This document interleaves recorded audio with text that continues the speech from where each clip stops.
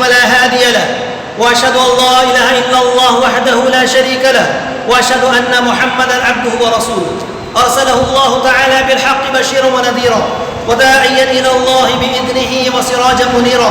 أما بعد، فإن خير الحديث كتاب الله، وخير الهدي هدي محمد صلى الله عليه وسلم، وشر الأمور محدثاتها، وكل محدثة بدعة، وكل بدعة ضلالة، وكل ضلالة في النار.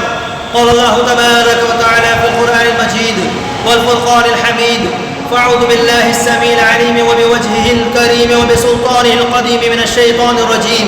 بسم الله الرحمن الرحيم.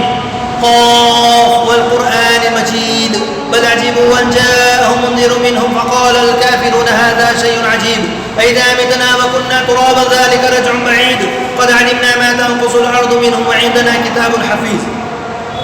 وقال تعالى في مقام آخر: فليحذر الذين يخالفون عن أمره أن تصيبهم فتنة أو يصيبهم عذاب أليم. سبحانك لا علم لنا إلا ما علمتنا إنك أنت العليم الحكيم. رب اشرح لي صدري ويسر لي أمري واحلل عقدة من لساني يفقهوا قولي. اللهم انفعني بما علمتني وعلمني ما ينفعني وزدني علما. محترم حاضرین جمعہ، قرآن کریم کی ایک آیت کریمہ آپ کے سامنے تلاوت کی گئی۔ اللہ رب العزت نے ارشاد فرمایا: ان لوگوں کو ڈرنا چاہیے جو اس کی حکم کی مخالفت کرتے ہیں کہ انہیں کسی فتنے میں مبتلا کر دیا جائے، یا یہ کہ ان کے لیے دردناک عذاب ہو، دردناک عذاب کے وہ شکار ہو جائیں۔ محترم حاضرین، اس بات کو ہمیں بخوبی یاد رکھنا چاہیے کہ اللہ تبارک و تعالیٰ نے اس کائنات کو پیدا کیا ایک عظیم مقصد کے لیے۔ اس کائنات کو پیدا کر کے، اس کائنات کو بنا کر کے، اس زمین کو، اس آسمان کو، اور آسمان میں مختلف قسم کے چاند ستارے اور ستاروں کے ذریعے جو اسے زینت بخشی گئی، یہ تمام کی تمام پوری کائنات، یہ سمندر کا پانی، یہ چوپائے اور یہ جتنی بھی مخلوقات ہیں، ان تمام مخلوقات کو اللہ تبارک و تعالیٰ نے پیدا کیا اشرف المخلوقات کے لیے، اور اشرف المخلوقات کو پیدا کیا اپنے لیے۔ اسے اشرف، مکرم، محترم بنانے کا مقصد یہ ہے کہ یہ جو مخلوق ہے، جسے اللہ رب العزت نے اتنا احسن تقویم میں اسے پیدا کیا، وَلَقَدْ خَلَقْنَا الْإِنسَانَ فِي أَحْسَنِ تَقْوِيمٍ، بہترین ڈھانچے میں جسے بنایا گیا، اسے پیدا کرنے کا مقصد فرمایا کہ صرف اور صرف میری عبادت ہے۔ بندے مومن کو چاہیے کہ وہ صرف اور صرف اللہ کی عبادت کرے، اللہ تبارک و تعالیٰ کی نافرمانی سے بچے۔ اب انسانوں میں سے جو لوگ اللہ تبارک و تعالیٰ کی لائی ہوئی شریعت، اللہ تبارک و تعالیٰ کی طرف سے نازل کردہ جو قوانین ہے، اس کی پاسداری کرتا ہے، اس کے مطابق اپنی زندگی گزار لیتا ہے، اس کا کہا مانتا ہے، اس کے بھیجے ہوئے رسولوں کی اتباع اور اطاعت کرتا ہے، فرما برداری کرتا ہے، تو ایسا شخص یقیناً کامیاب ہے۔ دنیا میں بھی اللہ تبارک و تعالیٰ نے اس کے لیے بہترین زندگی کا وعدہ فرمایا ہے، اور مرنے کے بعد اس کے لیے انعامات، نوازشیں اور جنت الفردوس کا وعدہ کیا ہے۔ وہیں پر اگر یہ شخص، یہ انسان اپنی نافرمانی پر اتر آتا ہے، ہٹ درمی پر اتر آتا ہے، اپنی منمانی کرنے لگتا ہے، رب ذوالجلال والاحکم الحاکمین کی نافرمانی، معصیت پر اڑ جاتا ہے، تو پھر اللہ تبارک و تعالیٰ ایسے شخص کو، ایسے انسان کو عذاب کا مزہ بھی چکھاتا ہے۔ یہ دنیاوی عذاب جو اللہ تبارک و تعالیٰ کی طرف سے وقتاً فوقتاً اس سے پہلے مختلف قوموں پر آئے، اور اس کے بعد مختلف انسانوں پر اپنے اپنے وقت کے اعتبار سے، کسی پر اجتماعی طور پر، کسی پر انفرادی طور پر، یہ ایک سبق ہے تاکہ انسان اس سے لوٹ آئے واپس اپنے رب کی طرف، رجوع کر لے، گناہوں سے معافی مانگے، معصیت اور نافرمانی کے کاموں کو چھوڑ دے۔ یہ اللہ تبارک و تعالیٰ کی طرف سے ایک وارننگ، ایک تنبیہ ہے۔ ورنہ جو بڑا عذاب ہے وہ انتہائی خطرناک عذاب ہے۔ قرآن کریم کا جب ہم مطالعہ کرتے ہیں تو قرآن کریم سابقہ امتوں کی ہلاکتوں کی ہمیں خبر دیتا ہے، ہمیں بتاتا ہے کہ اے انسانوں، اس روئے زمین پر بسنے والوں، یہ نہ سمجھو کہ صرف تم ہی اس زمین کے حقدار ہو یا تم ہی اس زمین پر بسنے والے ہو، تم سے پہلے کوئی گیا نہیں ہے۔ تم سے پہلے بڑی بڑی قومیں، بڑے بڑے حکمراں، جابر اور ظالم بادشاہ گزر چکے ہیں، لیکن آج کیا ہے؟ قصے پارینہ کے طور پر، صرف بیان کیے جانے والے قصے کے طور پر نشان عبرت بنا کر کے رب ذوالجلال نے انہیں رکھ دیا ہے۔ اب لوگ اگر انہیں یاد کرتے ہیں تو بطور مثال کے کہ اتنا بڑا بادشاہ گزرا تھا لیکن اس کا یہ انجام ہے۔ اتنے زیادہ خزانے لے کر کے ایک شخص جس کے خزانوں کی چابیاں، جس کے خزانوں کی کنجیاں کئی کئی اونٹوں کے قافلوں پر گزرتی تھی، اس کا یہ انجام ہوا۔ اس کا تذکرہ قرآن نے ذکر کیا۔ فرعون، حامان، قارون، یہ تمام کے تمام نام قرآن کریم میں موجود ہیں، لیکن کیوں ہیں؟ صرف اس لیے نہیں کہ یہ قصے کہانیاں ہم سنیں اور ایک کان سے سن کے دوسرے کان سے نکال دیں، بلکہ اللہ تبارک و تعالیٰ نے ان قصوں کو بیان کرنے کا جو مقصد، ان فی ذلک لذکری لمن کان لہ قلب او القی السمع وہو شہید، اس میں نصیحت ہے، عبرت ہے۔ اے ایمان والو، خصوصی طور پر تم، اور اے انسانوں، عمومی طور پر تم بھی، جو ایمان والے ہیں وہ زیادہ قریب ہیں۔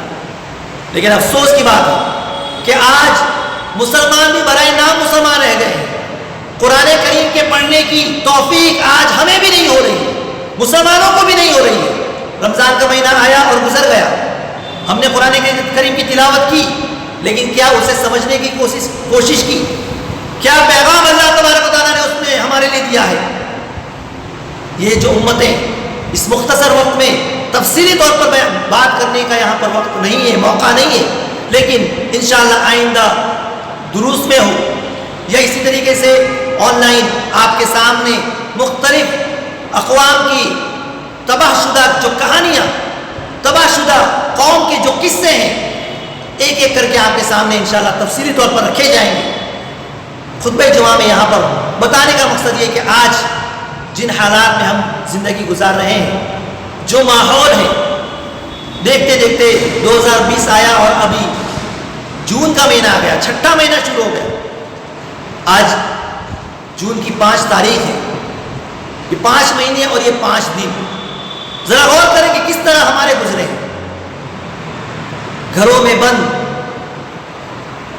اس میں عبرت اور نصیحت ہے ان لوگوں کے لیے جو ظلم کرتے ہیں کہ آج اللہ تبارک و تعالیٰ نے تمہیں تمہارے گھروں کے اندر محصور کر دیا ایک بیماری کے ڈر سے، تو ان لوگوں کو جو تم نے، جن کے ذاتی مکان تھے، جن کی ذاتی اپنی پراپرٹیاں، گھر بار، ان پر تم نے ظلم کر کے انہیں جو ان کے گھروں پر مجبور کر دیا، گھروں میں محصور رہنے کے لیے، بند رہنے کے لیے، یہ ان کی بد دعاؤں کا نتیجہ ہے۔ اور یہ ظلم و زیادتی، چاہے وہ انفرادی طور پر ہو، چاہے وہ اجتماعی طور پر ہو، چاہے وہ حکمراں کی طرف سے اپنی رعایا پر ہو، چاہے وہ کسی گھر کے بڑے فرد کی طرف سے اپنے معصوم بچوں پر ہو، ظلم تو ظلم ہوتا ہے اور اس کی سزا اللہ تبارک و تعالیٰ ضرور دیتا ہے، اور یہ اللہ تبارک و تعالیٰ کا قانون ہے۔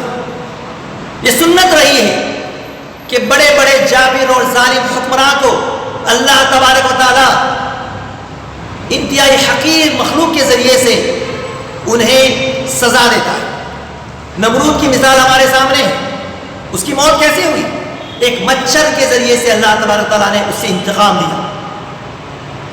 اللہ رب العزت کو جب ان سے انتقام لینا رہتا ہے، ان ظالم جابر اللہ کے نیک بندوں کو ستانے والی مخلوق سے جب انتقام لینا رہتا ہے، تو اللہ رب العزت اپنے ان حقیر و معمولی سمجھی جانے والی مخلوق ان سے انتقام لیتا ہے. یہ اللہ کے لشکر ہے. آج ایک طرف تو کرونا وائرس جو بیماری جو اب تک لوگوں کو نظر ہی نہیں آ رہی، اب تک اتنا ٹائم ہو گیا لیکن لوگ اس بات میں ہیں کہ یہ بیماری ہے یا بس صرف ایک سازش ہے. یہ اللہ کا عذاب ہے. ہلاکتیں ہو رہی ہیں. یہ سبق سکھایا جا رہا ہے اللہ کی طرف سے.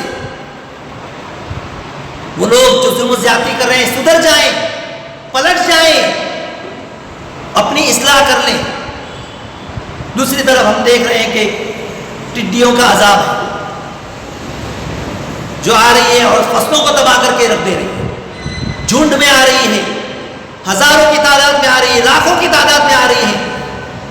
اسے نہ تو ہٹایا جا رہا ہے نہ بھگایا جا سکتا ہے. یہ اللہ کا عذاب ہے. اور یہ وہ عذاب ہے جو اس سے پہلے فرعون کی قوم پر بھی آیا ہے. یہ کوئی نیا عذاب نہیں ہے، یہ کوئی نئی بات نہیں ہے. فَأَرْسَلْنَا عَلَيْهِمُ الطُّوفَانَ وَالْجَرَادَ وَالْقُمَّلَ وَالضَّفَادِعَ وَالدَّمَ آیات مفصلہ. اور ہم نے ان کے اوپر طوفان بھیجا. فرعون کی قوم پر جو عذاب آیا طوفان، اور ان کے اوپر ٹڈیوں کا عذاب آیا، جوؤں کا عذاب آیا اور میڈکوں کا عذاب آیا. اور خون، پانی اگر استعمال کرتے تھے تو ہر جگہ پر خون ہی خون. ان کی زندگی اجیرن ہو چکی تھی. میرے بھائیوں میرے دوستوں، اس سے پہلے کہ اتنے سخت اتنے خطرناک اللہ کی طرف سے عذاب آئے، ہمیں اپنی اصلاح کرنی چاہیے. سدھرنے کی ضرورت ہے، اپنی اصلاح کرنے کی ضرورت ہے. ظلم و زیادتی کا جو شکار ہے، جو مسلمان بھائی ہیں، ان کی مدد کرنے کی ضرورت ہے. انہیں انصاف دلانے کی ضرورت ہے. اور وہ لوگ جو ظلم و زیادتی کر رہے ہیں مسلمان ہونے کے باوجود اپنے رعایا پر، اپنے کمزوروں پر، انہیں بھی چاہیے کہ وہ اپنا ہاتھ روک لیں. ظلم سے، زیادتی سے، مالی اعتبار سے اگر کسی کا آپس میں لین دین ہے وہ پورا کر لیں. زندگی کا کوئی بھروسہ نہیں ہے. ان حالات میں دیکھتے دیکھتے ایک صحت مند آدمی کب اس کی موت کی خبر آ جائے، اور آ رہی ہے. صبح میں ہم جس کے ساتھ صحت مند اور اچھی طریقے سے جس کے ساتھ بات کیے، دیکھتے دیکھتے شام میں اس کی موت کی خبر آ جاتی ہے. وہ دوست، وہ احباب جو رات میں جاتے وقت اپنے دوستوں سے ملے، صبح میں ہمیشہ کے لیے وہ اٹھ نہیں پائے، موت کی آگوش میں سو چکے ہیں. آتی ہے تو صرف ان کی موت کی خبر آتی ہے. میرے بھائیوں میرے دوست، حالات اس طرح کے نازک حالات، اللہ تبارک تعالیٰ کی رحمت ہم سے روٹی ہوئی ہے. ضرورت اس بات کی ہے کہ اللہ کی طرف رجوع ہو. قرآن کریم کی ان واقعات سے، اور انشاءاللہ اس کا تفصیل تذکرہ آپ کے سامنے آئندہ دروس کے ذریعے بھی رکھا جائے گا. اور ہر ایک قوم کا، قوم عاد، قوم سمود اور فرعون کی قوم پر، نوح علیہ السلام کی قوم پر جو عذاب آیا، ذرا غور کریں کہ یہ جو عذاب ہے، یہ جو چیزیں ہیں، یہ انسان کی ضرورت کے لیے ضروری چیزیں. جیسے کہ ہوا ہے، ہوا انسان کی ضرورت کے لیے انتہائی ضروری چیز ہے. اگر انسان ہوا نہ لے، سانس نہ لے تو اس کی زندگی ختم ہو جائے. یہ اللہ تبارک تعالیٰ کی طرف سے نعمت ہے. لیکن اگر اسی نعمت کو اللہ تبارک تعالیٰ چاہے تو عذاب میں تبدیل کر سکتا ہے. پھر وہ اسی ہوا کو آندھی بنا دیتا ہے، طوفان بنا دیتا ہے، جو بستیوں کو اجاڑ کر کے رکھ دیتی ہے. لاکھوں اور کروڑوں کی چیزیں تباہ و برباد ہو جاتی ہیں. اور ہم دیکھ رہے ہیں انٹرنیٹ کے ذریعے سے خبریں ہمارے سامنے آ رہی ہیں کس طریقے سے طوفان آ رہا ہے. ایک طرف طوفان نے تباہی مچائی ہوئی ہے، دوسری طرف ٹڈیوں نے کھیتوں کو، فصلوں کو تباہ کر کے رکھ دیا ہے. لیکن ہم ہیں کہ ہماری کانوں کے اوپر سے جوں تک نہیں دیکھ رہے. ہم عبرت اور نصیحت حاصل نہیں کر رہے ہیں. موت آئے دن اتنے لوگ مرے. ہم صرف سوچ رہے ہیں، سن رہے ہیں، دیکھ رہے ہیں، لیکن ہم یہ سوچ رہے ہیں کہ ابھی میرا نمبر تو آنے والا ہی نہیں، ہم تو ابھی مرنے والے ہی نہیں. کتنا ہمارے اندر اصلاح ہوئی، ہم نے کتنا اپنے آپ کے اندر تبدیلی پیدا کی، یہ سوچنے اور سمجھنے کی ضرورت ہے.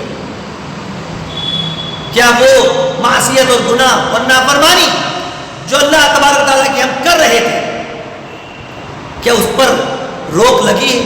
کہ ہم نے اپنے آپ پر کنٹرول کیا؟ حرام کھانے سے کیا باز آ گئے؟ حرام پینے سے، چاہے وہ شراب کا پینا ہو، چاہے وہ نشہ آور تمام چیزیں ہو، کیا اس کو ہم نے چھوڑا ہے؟ نوجوان جو اپنی جوانی کو تباہ کر رہے ہیں، انٹرنیٹ اور موبائل میں اس قدر غرق ہو چکے ہیں کہ نہ نماز کی انہیں فکر ہے۔ رمضان کا مہینہ تو الا ماشاء اللہ جنہوں نے فائدہ اٹھایا سو اٹھایا، اور جو لوگ محروم رہے وہ رہے۔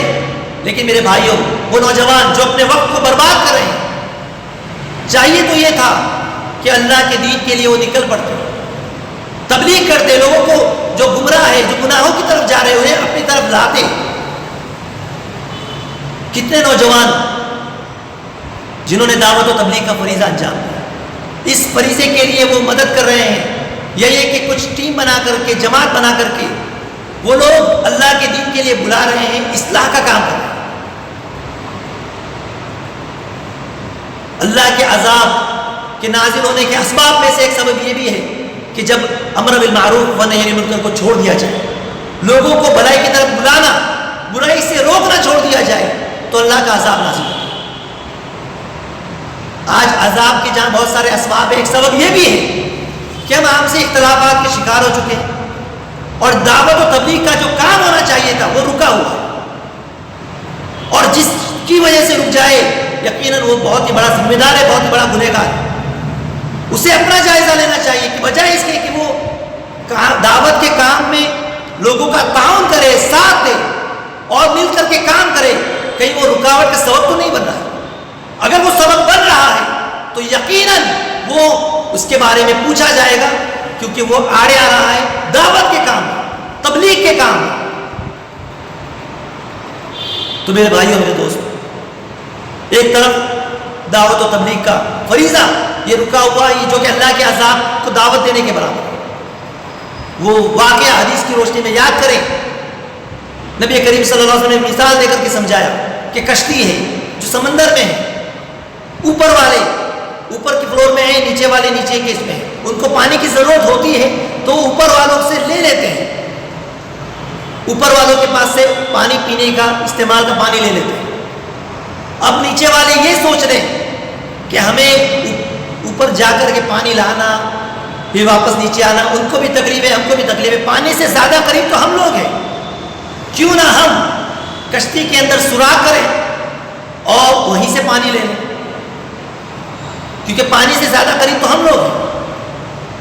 اور اس بات کو اوپر والے جاننے کے باوجود بھی اگر نہ روکے تو اگر نہیں روکتے تو جس طریقے سے نیچے والے ڈوبیں گے، اوپر والے بھی ڈوبیں گے، وہ لوگ بھی ڈوبیں گے۔ تو برائی سے نہ روکنے کا یہی انجام ہوتا ہے۔ ہم خود گناہ نہیں کر رہے، ہم 5 وقت نمازی ہیں، روزے دار ہیں، بھلائی کا کام کر رہے ہیں، لیکن کیا ہم برائی سے لوگوں کو روک رہے ہیں؟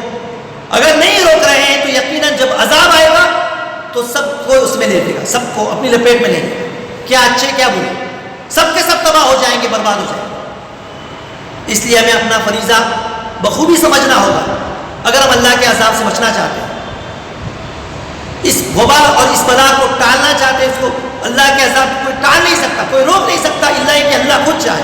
تو ہمیں چاہے کتنی بھی ہم احتیاطی تدابیر اختیار کر لیں، کتنا بھی اپنے آپ کو موت سے بچانے کے لیے بند کمرے میں اپنے آپ کو قید کر لیں، اگر اللہ کی نافرمانی سے ہم نے نہیں اپنے آپ کو بچایا تو یقیناً اللہ کا عذاب ہم کہیں بھی رہے آئے گا۔ ایک ہی طریقہ ہے کہ توبہ کریں، استغفار کریں، گناہوں سے معافی مانگیں، نمازوں کی پابندی کریں اور اپنے رب کو منا لیں۔ اللہ سے دعا ہے کہ اللہ رب العزت ہمیں اپنے عذاب سے بچا لے اور اس بلا وبا اس سے ہماری حفاظت فرمائے، مسلمانوں کی حفاظت فرمائے۔ مسلمانوں میں جو گمراہی کے شکار ہیں، وہ نوجوان جو دین سے دور ہیں، اللہ اسے دین سے قریب کر دے۔ وہ لوگ جو مسجد سے دور ہیں، اللہ انہیں 5 وقت نمازی بنا دے، اور وہ لوگ جو دینداری صرف نام کے دیندار ہیں، گھروں کے اندر برائیاں ہیں، اللہ ان کے گھر کو بھی، ان کے گھر والوں کو بھی دیندار بنا دے۔ آمین وما علینا الا البلاغ۔ الحمد للہ رب العالمین والعاقبۃ للمتقین والصلاة والسلام علی اشرف الانبیاء والمرسلین نبینا محمد وآلہ وصحبہ اجمعین، اما بعد۔ قال الله تبارك وتعالى في القرآن المجيد والفرقان الحميد إن الله وملائكته يصلون على النبي يا أيها الذين آمنوا صلوا عليه وسلموا تسليما اللهم صل على محمد وعلى آل محمد كما صليت على إبراهيم وعلى آل إبراهيم إنك حميد مجيد اللهم بارك على محمد وعلى آل محمد كما باركت على إبراهيم وعلى آل إبراهيم إنك حميد مجيد اللهم أرنا الحق حقا وارزقنا اتباعه وأرنا الباطل باطلا وارزقنا اجتنابه عباد الله رحمني ورحمكم الله إن الله يأمر بالعدل والإحسان وإيتاء ذي القربى وينهى عن الفحشاء والمنكر والبغي يعظكم لعلكم تذكرون فاذكروا الله يذكركم وادعوه يستجب لكم ولذكر الله تعالى أعلى وأجل وأتم وقوموا إلى الصلاة